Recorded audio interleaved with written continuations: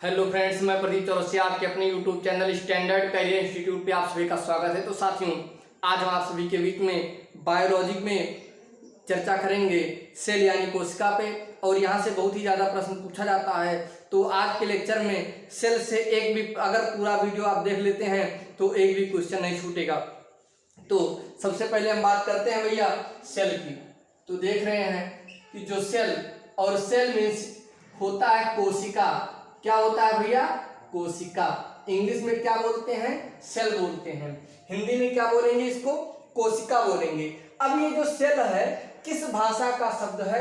तो ये सेल जो है भैया आपका लैटिन भाषा के, ये जो आपका सेल शब्द है लैटिन भाषा के सेलुला से लिया गया। किससे लिया गया है? सेलुला से। और सेलुला का अर्थ जान लीजिए। ठीक, सेलुला का अर्थ होता है भैया एक छोटा, हम चाहे बोले कक्ष या हम कमरा बोल सकते हैं। क्या बोल सकते हैं? एक छोटा कक्ष या एक छोटा कमरा। सेल इंग्लिश में क्या बोलते हैं? सेल। हिंदी में बोलेंगे कोशिका। लैटिन भाषा के सेलुला शब्द से मिलकर बना है और सेलुला का अर्थ एक छोटा कक्ष या एक छोटा कमरा होता है। तो यहां तक समझ में आया कि सेल को हिंदी में क्या बोलते हैं? कोशिका बोलते हैं। ठीक, सेल लैटिन भाषा के सेलुला शब्द से मिलकर बना है। सेलुला का अर्थ होता है एक छोटा कमरा। बात करते हैं खोज। तो खोज, सेल की खोज किसने की थी भैया? रॉबर्ट हुक ने की थी। किसने की थी? रॉबर्ट हुक ने की थी। सेल की खोज किसने की थी? रॉबर्ट हुक ने की थी। कोशिका की खोज किसने की? रॉबर्ट हुक ने की। दूसरा पूछा जाता है भैया जीवित, क्या पूछा जाता है? जीवित कोशिका की खोज। जीवित कोशिका की खोज, जीवित कोशिका की खोज किसने की? ये भी बहुत प्रश्न पूछा जाता है। आप तो आप बताइए। एंटोनी, क्या बोलेंगे? एंटोनी ल्यूवेनहॉक। एंटोनी ल्यूवेनहॉक। हो सकता है हिंदी लिखने में थोड़ा बहुत गलत हो जाएगा तो सही कर लेना। ये हिंदी वाली क्लास बिल्कुल नहीं है आपकी। ठीक है। दूसरी चीज यहां से पूछा जाता है कोशिका सिद्धांत किसने दिया?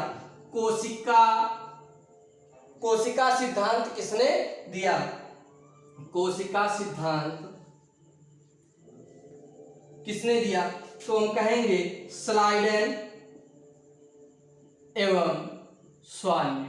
किसने दिया? स्लाइडेन एवं स्वान ने दिया। बिल्कुल इतना पॉइंट आप नोट करिए कि सेल किस भाषा? लैटिन भाषा के सेलुला शब्द से मिलकर बना है। सेलुला का अर्थ होता है एक छोटा कक्ष या कमरा। इसकी खोज किसने की थी? यानी सेल की खोज रॉबर्ट हुक ने की थी। जीवित कोशिका की खोज किसने की थी? एंटोनी ल्यूवेनहॉक ने किया था। ठीक है, ये जो जीवित कोशिका की खोज एंटोनी ल्यूवेनहॉक ने किया था। कोशिका सिद्धांत किसने दिया? कोशिका सिद्धांत स्लाइडेन एवं स्वान ने दिया।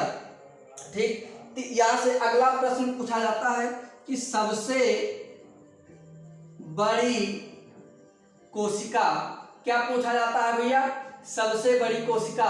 तो हम कहेंगे शुतुरमुर्ग का अंडा। शुतुरमुर्ग का अंडा। बिल्कुल ये पता था, आप सभी को पता था सबसे बड़ी कोशिका क्या होता है? शुतुरमुर्ग का अंडा। उसके बाद सबसे छोटी कोशिका। सबसे छोटी कोशिका को क्या बोलते हैं बेटा? बोलो। माइक्रोप्लाज्मा। क्या बोलते हैं? माइक्रोप्लाज्मा। सबसे बड़ी कोशिका शुतुरमुर्ग का अंडा, सबसे छोटी कोशिका माइक्रोप्लाज्मा। मोस्ट इंपॉर्टेंट आपके लिए लेके आए हैं। पूछा जाता है कि मानव शरीर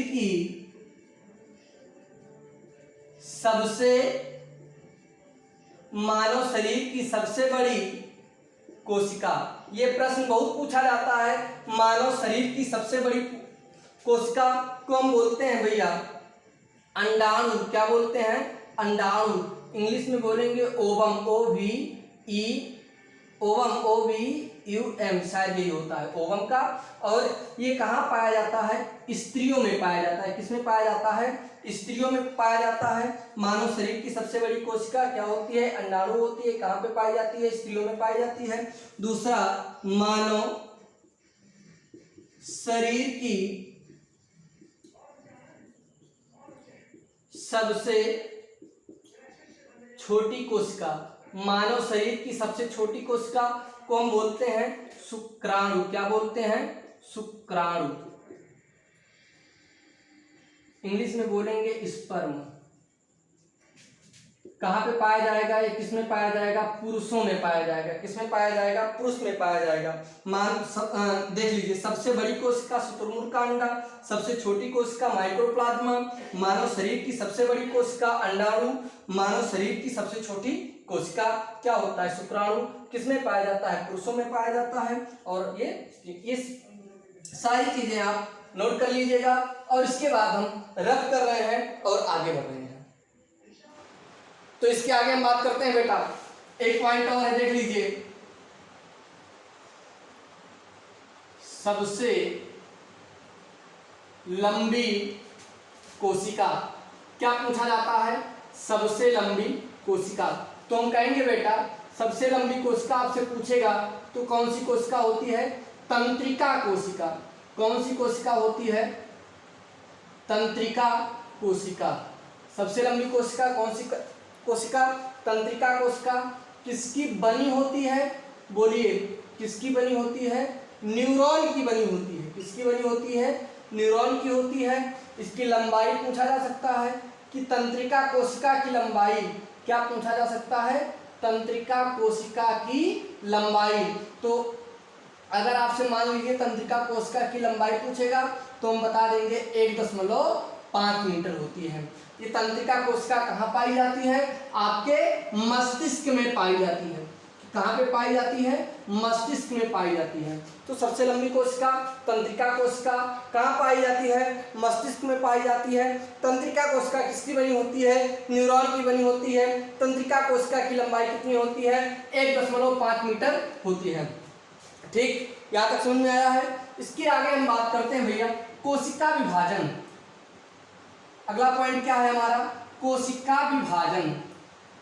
तो कोशिका विभाजन का नामकरण अगर देखा जाए भैया, कोशिका विभाजन के बारे में हम बात करेंगे तो ये जो कोशिका विभाजन शब्द,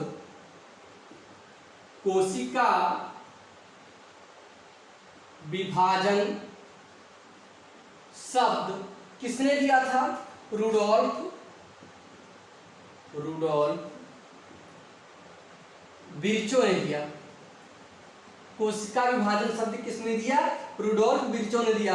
यानी रुडोल्फ विर्चो ने ही बताया, रुडोल्फ विर्चो ने ही बताया कि कोशिका का जो जन्म या कोशिका विभाजन से ही कोशिकाएं पैदा होती हैं। रुडोल्फ विर्चो ने क्या कहा? रुडोल्फ विर्चो ने कहा कि कोशिका विभाजन से ही कोशिकाएं पैदा होती हैं। तो यहां पर अगर हम बात करें कि कोशिका विभाजन में 2 पॉइंट हो जाता है, यहीं पे आप देख लीजिए भैया। एक होता है लीवर, आप जानते हैं क्या होता है? लीवर यानी हिंदी में क्या बोलते हैं? यकृत। और दूसरा हो जाता है मस्तिष्क। क्या लिखेंगे? मस्तिष्क। ठीक भैया, तो ये लीवर हो जाएगा सबसे अधिक कोशिका विभाजन। सबसे अधिक कोशिका विभाजन कहाँ होता है? लीवर में होता है। और मस्तिष्क में क्या हो जाएगा? सबसे कम कोशिका विभाजन। सबसे कम कोशिका विभाजन कहाँ पे होता है?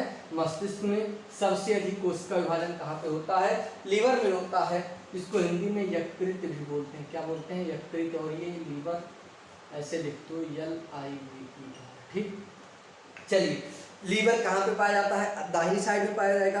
कहते हैं कि जब कोई व्यक्ति चाकू वगैरह से मार के और सीधा निकाल लेगा तो आपको कुछ नहीं होगा। क्यों?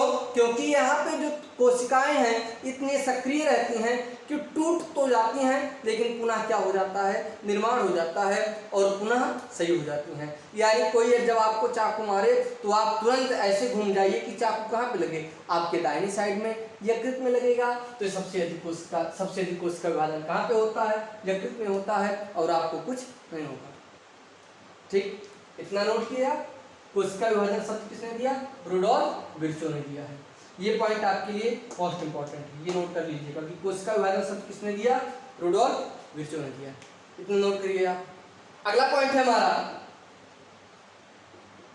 कोशिका में केंद्रक व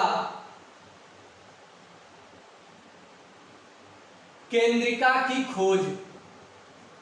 केंद्रिका की खोज किसने की? तो क्या बोलेंगे हम? रॉबर्ट, क्या बोलेंगे? रॉबर्ट ब्राउन ने की। किसने की? रॉबर्ट ब्राउन ने की। ठीक, इतना नोट हो गया।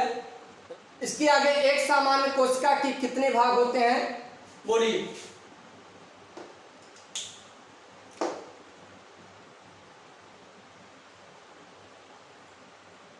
सामान्य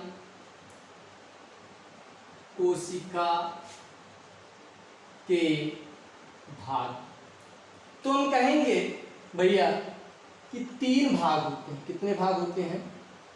3 भाग होते हैं।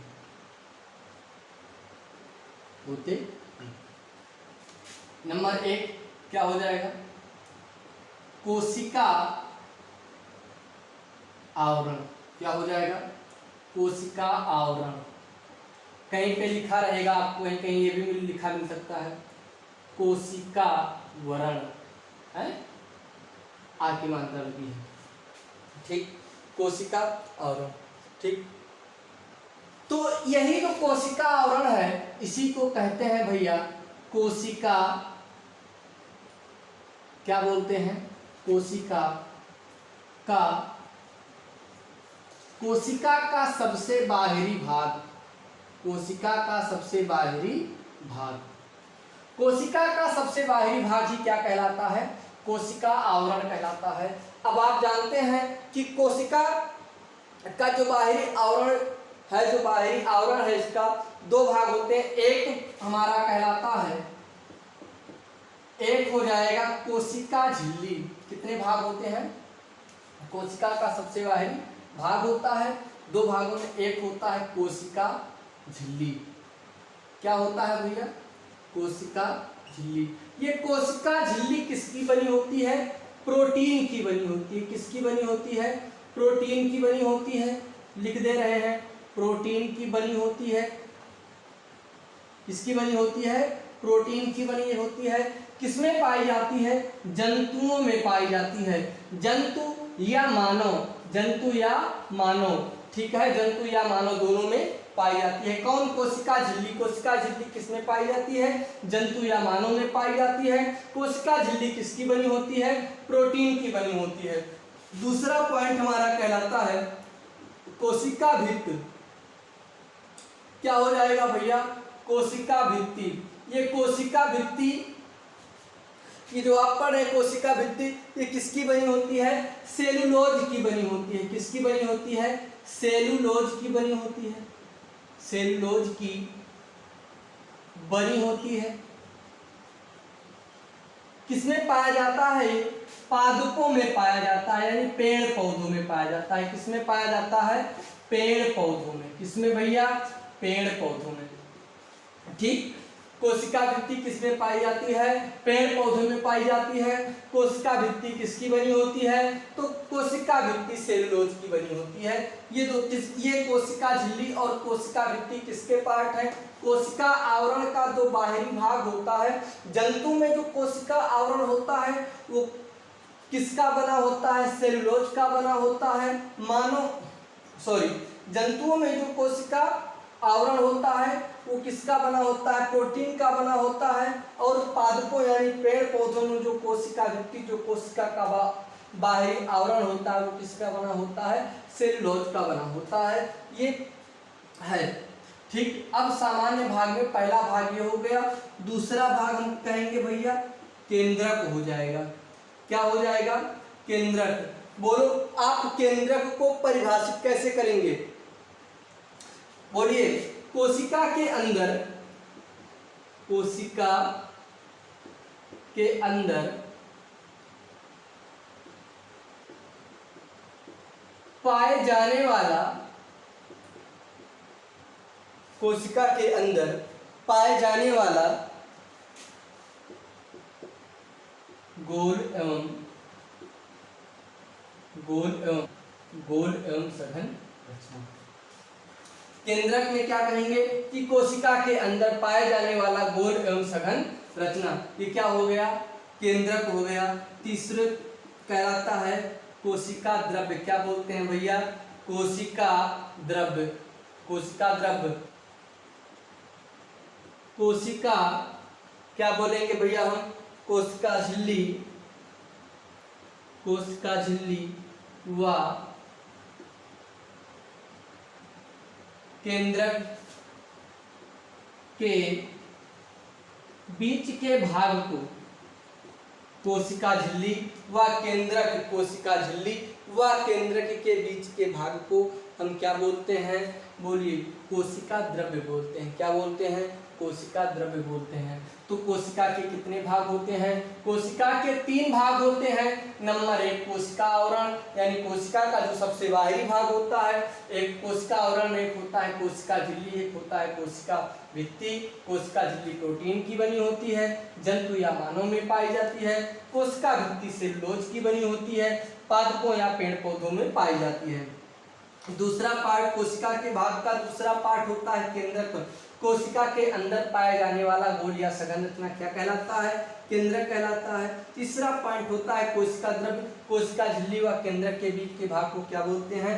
कोशिका द्रव्य बोलते हैं। ये जो केंद्रक आपके सामने दिखाई पड़ रहा है, ये बहुत ही महत्वपूर्ण है। जैसे ये पूरे शरीर की समस्त क्रियाओं का नियंत्रण कहाँ से होता है? हमारी मस्तिष्क से होता है। ठीक उसी प्रकार कोशिका की समस्त क्रियाओं का नियंत्रण कहाँ से होता है? केंद्रक से होता है। कहाँ से होता है? केंद्रक से होता है। इसीलिए केंद्रक को कोशिका का मस्तिष्क कहा जाता है। बहुत ही महत्वपूर्ण पॉइंट आपके सामने हम लिखने जा रहे हैं, नोट में लिख लीजिएगा भैया कि केंद्रक को क्या बोलेंगे? केंद्रक को कोशिका का, केंद्रक को कोशिका का मस्तिष्क, केंद्रक को कोशिका का मस्तिष्क कहा जाता है। कहा जाता है। ठीक, केंद्रक को कोशिका का मस्तिष्क कहा जाता है। ठीक, इतना नोट कर लीजिए आप। इसके बाद आगे बढ़ते हैं। इसके आगे हम बात करते हैं कोशिका के प्रकार। कोशिका के प्रकार, कोशिका के प्रकार। तो हम कहेंगे कि कोशिका 2 प्रकार की होती है। क्या पढ़ेंगे बेटा? कि कोशिका 2 प्रकार की होती है। एक हमारा कहलाता है प्रोकैरियोटिक,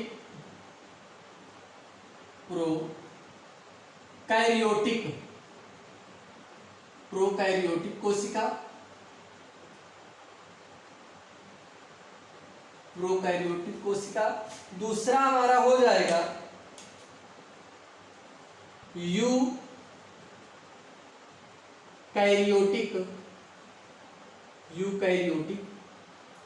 कोशिका। ठीक, प्रोकैरियोटिक कोशिका और दूसरा क्या हो जाएगा? यूकैरियोटिक कोशिका। पहला पॉइंट लिख रहे हैं प्रोकैरियोटिक में, केंद्रक अनुपस्थित होता है। केंद्रक अनुपस्थित होता है। जो प्रोकैरियोटिक कोशिका है, इसमें केंद्रक नहीं पाया जाता है। आप ऐसे लिख सकते हैं, केंद्रक अनुपस्थित होता है। इसमें हम क्या लिखेंगे? बोलिए। केंद्रक उपस्थित होता है। केंद्रक उपस्थित होता है। पहला पॉइंट हो गया। बोलिए यहाँ तक आप संतुष्ट हैं? दूसरा पॉइंट आप जानते हैं कि अगर केंद्रक अनुपस्थित है तो केंद्रक का आवरण उपस्थित होगा कि अनुपस्थित होगा? तो हम कहेंगे भैया कि केंद्रक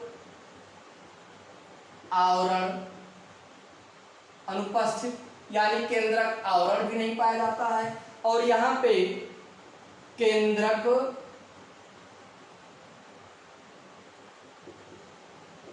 आवरण उपस्थित, केंद्रक आवरण क्या होता है भैया? उपस्थित होता है। तीसरा पॉइंट बहुत ही महत्वपूर्ण है। तीसरा पॉइंट क्या हो जाएगा कि इसमें नग्न डीएनए, नग्न डीएनए, डीएनए को बोलते हैं डीऑक्सीराइबोज न्यूक्लिक अम्ल। क्या हो जाएगा? Deoxyribose nucleic acid. ठीक, नग्न डीएनए वृत्ताकार, वृत्ताकार या इसी को हम बोल सकते हैं प्लाज्मिड, प्लाज्मिड। और क्या हो जाएगा? प्लाज्मिड डीएनए, प्लाज्मिड डीएनए, ठीक, पाया जाता है, प्लाज्मिड डीएनए पाया जाता है। और इसमें हम क्या कहेंगे भैया कि प्लाज्मिड डीएनए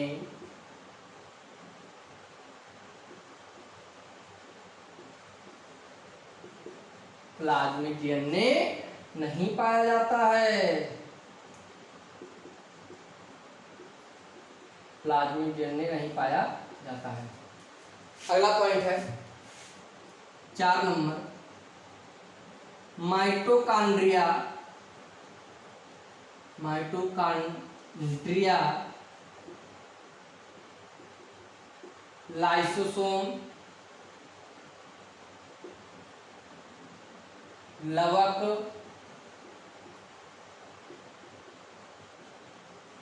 गाल्जी काय, माइटोकॉन्ड्रिया लाइसोसोम, लवक, गाल्जी काय आदि कोशिकांग अनुपस्थित, आदि कोशिकांग अनुपस्थित होते हैं। दूसरा हम कहेंगे इसमें भैया सभी प्रकार के कोशिकांग, सभी प्रकार के कोशिकांग उपस्थित होते हैं। सभी प्रकार के कोशिकांग क्या होते हैं भैया? उपस्थित होते हैं। अगला पॉइंट 5 नंबर, 70S प्रकार के, 70S प्रकार के राइबोसोम, 70S प्रकार के राइबोसोम पाए जाते हैं। इसमें हम कहेंगे 5 नंबर 80S प्रकार के राइबोसोम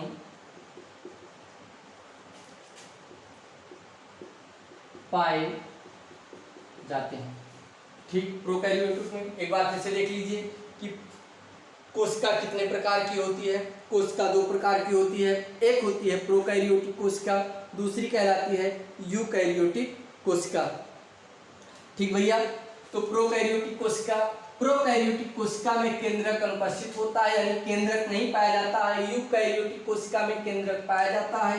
कि अब केंद्रक नहीं पाया जाएगा तो केंद्रक आवरण भी नहीं पाया जाएगा, वही लिखा गया है केंद्रक आवरण अनुपस्थित होता है। यूकैरियोटिक में केंद्रक आवरण उपस्थित होता है। यहाँ तक समझ में आया है? तीसरी पॉइंट है कि नग्न डीएनए वृत्ताकार या प्लाज्मिड डीएनए पाया जाता है। इसमें हम कहेंगे कि प्लाज्मिड डीएनए नहीं पाया जाता है। अगला पॉइंट, माइटोकॉन्ड्रिया लाइसोसोम लवक गाल्जी का आदि को कोशिकांग अनुपस्थित होते हैं। इसमें सभी प्रकार के कोशिकांग क्या होते हैं भैया? उपस्थित होते हैं। लास्ट में कहा गया है कि 70 प्रकार के राइबोसोम पाए जाते हैं और यूकैरियोटिक में कितने प्रकार के? 80 प्रकार के राइबोसोम पाए जाते हैं। यहाँ तक समझ में आया है कि नहीं आया है? बोलिए। अगर यहाँ तक समझ में आया है तो आप चैनल को लाइक करिए, सब्सक्राइब करिए, कमेंट करिए और ज़्यादा से ज़्यादा लोगों के पास शेयर करिए। जब आप ज़्यादा से ज़्यादा लोगों के पास शेयर करते हैं तो और वीडियो बनाने के लिए हमको मोटिवेशन मिलता है। Okay, thank you, all the best.